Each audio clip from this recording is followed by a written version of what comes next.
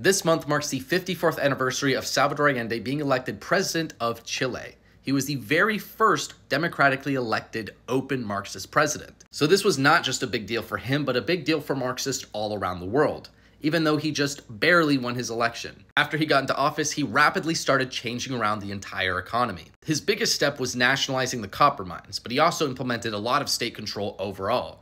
By the end of his term, over 80% of industrial production was done by the state. The government also radically increased social spending, so a ton of different welfare programs were created and expanded. In his first year, economic indicators started improving. Real wages went up by 21.5% and inflation dropped by 12.8%.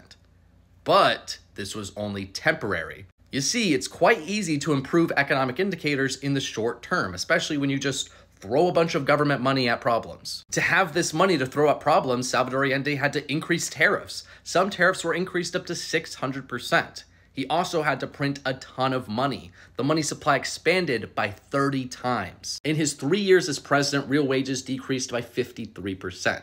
This was mostly because of inflation. Inflation got as bad as 605% in 1973.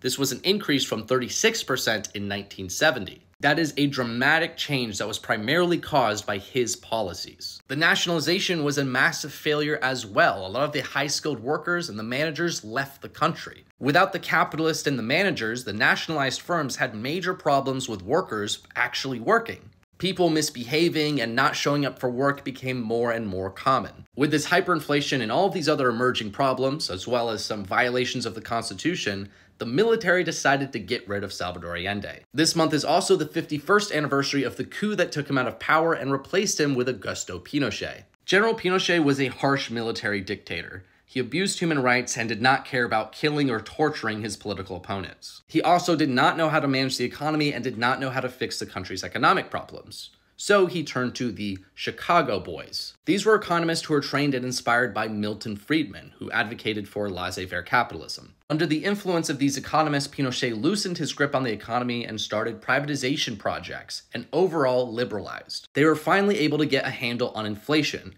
As I said, it was 605% in 1973, and it fell down to 9.5% in 1981. They also started to see rapid economic growth, and real wages started to recover. There was a recession in 1982, and a lot of people blame that on capitalism or neoliberalism or just Milton Friedman.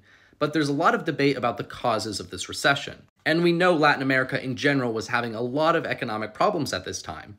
If you look at Chile, it actually recovered from these problems faster than the other countries. Now, there is a lot more to the story. General Pinochet left power in the late 80s, and Chile finally became a democracy again. From there, the liberalization and economic growth continued on, and Chile became the richest country in Latin America in per capita terms. In recent years, there's been a lot of social unrest, and some people seem to want to go back to socialism.